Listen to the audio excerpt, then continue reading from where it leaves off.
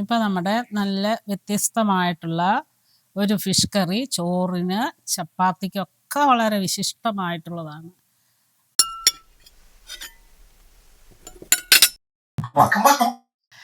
Praise the Lord. കർത്താവായ യേശുക്രിസ്തുവിന്റെ നാമത്തിലെ glorious കിച്ചണിലേക്ക് എല്ലാ പ്രിയപ്പെട്ടവരെയും സ്വാഗതം ചെയ്യുന്നു. ഈ വീഡിയോ ഇതുവരെ സബ്സ്ക്രൈബ് ചെയ്യാത്തവർ സബ്സ്ക്രൈബ്, ഷെയർ ആൻഡ് സപ്പോർട്ട് ചെയ്യുക.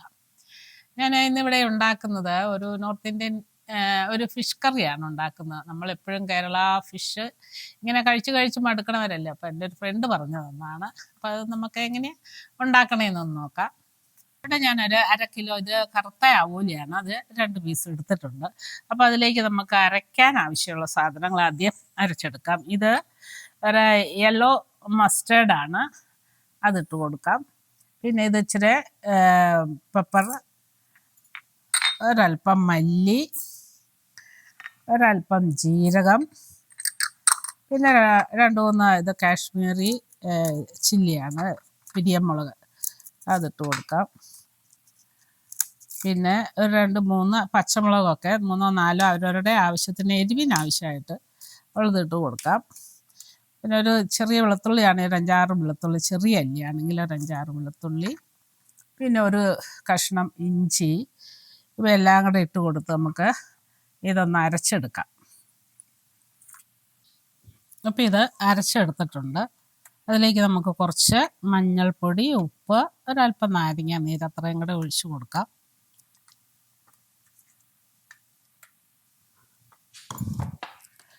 ഇതിലേക്ക് അല്പം മഞ്ഞൾപ്പൊടി, ആവശ്യത്തിനുള്ള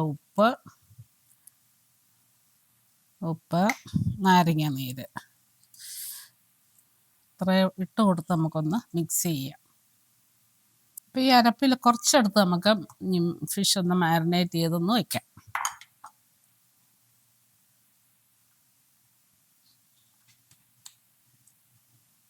അപ്പോൾ നമ്മുടെ ഫിഷ് ഒന്ന് മാരിനേറ്റ് ചെയ്ത് വെച്ചിട്ടുണ്ട്. അതൊരു 1/2 മണിക്കൂറൊക്കെ ഇരിക്കട്ടെ, അല്ലെങ്കിൽ നമുക്ക് പെട്ടെന്ന് ഉണ്ടാക്കണമെങ്കിലും 10 മിനിറ്റ് ഇരുന്നാൽ മതി. അപ്പോൾ അത് മാരിനേറ്റ് ചെയ്ത് ഇരിക്കുന്ന സമയം കണ്ട് ഇന്നത്തെ നമ്മുടെ ആത്മീയ ഭക്ഷണം എന്തെന്നും കൂടെ ഒന്ന് ചിന്തിക്കാം. മർക്കോസിന്റെ സുവിശേഷം 16:16 ഇപ്രകാരം പറയുന്നു: വിശ്വസിക്കുകയും സ്നാനമേൽക്കുകയും ചെയ്യുന്ന രക്ഷിക്കപ്പെടും, വിശ്വസിക്കാത്തവൻ ശിക്ഷാവിധിയിൽ അകപ്പെടും. ഇത് കർത്താവ് മരിച്ചിട്ട് ഉയർത്തെഴുന്നേറ്റ് കഴിഞ്ഞ് അനേക പ്രാവശ്യം ശിഷ്യന്മാർക്കൊക്കെ വെളിപ്പെട്ടതിന് ശേഷം ശിഷ്യന്മാരോട് പറയുന്ന ഒരു വചനഭാഗമാണിത്. കർത്താവായ യേശു ക്രിസ്തുവിൽ വിശ്വസിക്കുക, അങ്ങനെ രക്ഷ പ്രാപിക്കുകയും ചെയ്യുന്ന ഒരു വ്യക്തി ദൈവത്തിൻ്റെ ഒരു നിയമമാണ് വിശ്വസിച്ചുകൊണ്ട് തന്നെ സ്നാനമേൽക്കണം എന്നുള്ളത്. അപ്പോൾ ആ രീതിയിൽ സ്നാനമേൽക്കുകയും ചെയ്യുന്നവനാണ് രക്ഷിക്കപ്പെട്ട നിത്യതയിൽ കർത്താവിനോട് കൂടെ ആയിരിക്കാൻ സഹായിക്കുന്നു. എന്നെ കേൾക്കുന്ന ആരെങ്കിലും ഈ രക്ഷയുടെ അനുഭവത്തിൽ കടന്നു വന്നിട്ടല്ല എങ്കിൽ കർത്താവായ യേശു ക്രിസ്തുവിൽ വിശ്വസിക്കുകയും രക്ഷ പ്രാപിക്കുകയും ആ വിശ്വാസ സ്നാനം സ്വീകരിച്ച കർത്താവിനോട് കൂടി ചേരുകയും ചെയ്യണം. ഇതാകുന്നു എൻ്റെ ആഗ്രഹവും എൻ്റെ പ്രാർത്ഥനയും. മറ്റുള്ളവർ ഇത് സ്വീകരിക്കുക. ഇപ്പം ഞാനൊരു കടായി അടുപ്പത്ത് വെച്ചിട്ടുണ്ട്, അത് ചൂടായിട്ടുണ്ട്. അതിലേക്ക് കുറച്ച് എണ്ണ ഒഴിച്ചു കൊടുക്കാം. എൻ്റെ ഫ്രണ്ടൊക്കെ ഇത് ഈ കടുകെണ്ണയാണ് ഉപയോഗിക്കുന്നത്. നമ്മളിപ്പോൾ കടുകെണ്ണ ഉപയോഗിക്കാത്തത് കൊണ്ട് നമ്മുടെ സാധാരണ ഉള്ള ഓയിൽ തന്നെ ഒഴിച്ചു കൊടുക്കാം. അപ്പോൾ ഇത് രണ്ടും ഒന്ന് വറുത്ത് കോരിയെടുക്കാം. ഒരു 10 മിനിറ്റേ ഞാൻ മാരിനേറ്റ് ചെയ്ത് വെച്ചുള്ളൂ കേട്ടോ. അത് കൂടുതൽ സമയം ഇരുന്നാലും നല്ലതാണ്. നമുക്കിപ്പോൾ സമയമില്ലാത്തത് കൊണ്ട് 10 മിനിറ്റ് കൊണ്ട് ഇതിനെ നമുക്കൊന്ന് ചെറുതായിട്ടൊന്ന് 2 സൈഡും വറുത്തെടുക്കാം.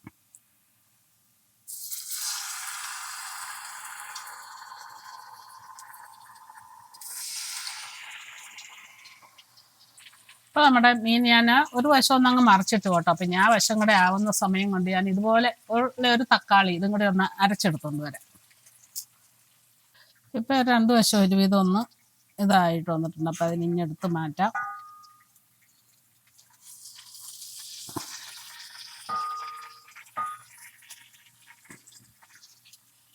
ഇനി അതേ ആ എണ്ണയിലേക്ക് തന്നെ ഇത് കുറച്ച് കല്ലോഞ്ചിയാണ്, അതല്ലെങ്കിൽ കരിഞ്ജീരകം. ഇത് നമ്മുടെ ആൾക്കാരൊന്നും അങ്ങനെ വലിയ കാര്യമായിട്ട് ഉപയോഗിക്കില്ല, എന്നാലും നല്ല ഔഷധ ഗുണമൊക്കെ ഉള്ളതാണ്. അതിട്ട് കൊടുക്കാം.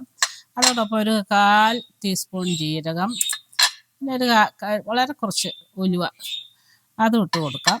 അതൊന്ന് പൊട്ടി വരുമ്പോൾ 2 കറിവേപ്പില നമുക്ക് മലയാളികൾക്ക് ഒഴിച്ചു കൂട്ടാൻ മേലാത്തതല്ലേ, അവരാരും ഉപയോഗിക്കുന്നില്ലെങ്കിലും നമുക്ക് ഉപയോഗിക്കാം. അതൊന്ന് മൂത്ത് വരട്ടെ.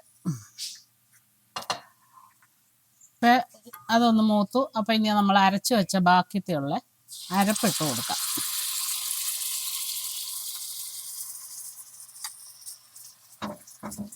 അത് ഇട്ടൊന്നങ്ങ് വഴറ്റട്ടെ, ഒന്ന് മൂത്ത് വരട്ടെ ചെറുതായിട്ട്. അപ്പം ആ അരപ്പിൻ്റെ പച്ചമണം ഒന്ന് മാറിയപ്പോൾ നമുക്ക് ഒരു 1.5 ടീസ്പൂണോളം കാശ്മീരി ചില്ലി പൗഡറാണ് ഇട്ടിരിക്കുന്നത്. എരിവൊക്കെ എല്ലാവരുടെയും പാകത്തിന് ഇടാം. അപ്പം ഇതൊന്ന് ചൂടായി കഴിയുമ്പോഴത്തേക്കും നമുക്ക് അരച്ചു വെച്ചിരിക്കുന്ന തക്കാളി അതും കൂടെ അങ്ങ് ഒഴിച്ചു കൊടുക്കാം. ഇതെല്ലാം ഒന്ന് എണ്ണ തെളിയാനായിട്ട് വെയിറ്റ് ചെയ്യാം. തക്കാളിയൊക്കെ ഇട്ടതിൻ്റെ എണ്ണയൊക്കെ തെളിഞ്ഞു വന്നു. അപ്പോൾ അതിലേക്ക് നമുക്ക് ഒരല്പം ചാറിന് വേണ്ടിയിട്ട് ഒരല്പം വെള്ളം ഒഴിച്ചു കൊടുക്കാം. വെള്ളം ഒഴിച്ചു കൊടുത്തിട്ട് നമ്മുടെ മീൻ അതിനകത്തേക്ക് പെറുക്കിയിടാം.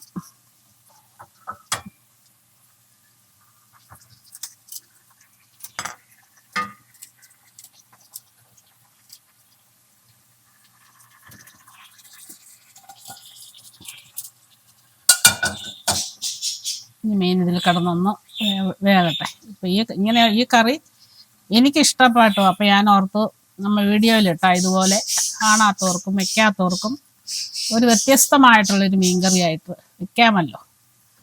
അപ്പം ഇനി ഇതൊന്ന് തിളച്ചൊന്ന് ഇതാവട്ടെ. ഞാനിതിവിടെ ഒരു 5 മിനിറ്റ് അടച്ചു വെച്ചു. കാരണം മീൻ ഒരു മുക്കാലും വെന്തതായിരുന്നല്ലോ. അപ്പോൾ അതിലേക്ക് ഇനി ഞാനൊരല്പം ഗരം മസാല, ഇത് ഞാനിവിടെ പൊടിച്ച് വയ്ക്കുന്ന സ്പെഷ്യൽ ഗരം മസാലയാണ്. അതാണ് ഞാനിവിടെ ഇടുന്നത്. അപ്പോൾ അതിട്ട് കൊടുക്കാം. പിന്നെ നമുക്ക് അല്പം മല്ലിയില കൂട്ടില്ലാത്ത മോള് 2 ദിവസത്തേക്ക് ഇവിടെ ഇല്ല. അപ്പോൾ പിന്നെ ഞങ്ങൾക്ക് കൂട്ടാനായിട്ട് ഞങ്ങൾ ഇച്ചിരി മല്ലിയില ഇടാം. മല്ലിയില ഇട്ട് നമുക്കിത് ഓഫ് ചെയ്ത് സെർവിങ് ഡിഷിലേക്ക് മാറ്റാം. അപ്പോൾ ഈ ഫിഷ് കറി എല്ലാവരും ഇത് ഉണ്ടാക്കി നോക്കണം കേട്ടോ. ഞാൻ ഇനി അടുത്ത പ്രാവശ്യം ഇത് കടുകെണ്ണയിൽ തന്നെ ഉണ്ടാക്കി നോക്കാമെന്ന് ഓർത്തായിരിക്കുന്നത്. എനിക്ക് വളരെ ഇഷ്ടപ്പെട്ടൊരു മീൻകറിയാണ്. അപ്പം നിങ്ങളും ഇത് ട്രൈ ചെയ്യുക. ഇനി വീണ്ടും നമ്മൾ കണ്ടുമുട്ടും വരെയും കർത്താവിൻ്റെ വിസ്താരമേറിയ ചിറകിനടിയിൽ നമ്മെ എവരെയും കാത്തു സൂക്ഷിക്കട്ടെ എന്ന പ്രാർത്ഥനയോടുകൂടി നന്ദി.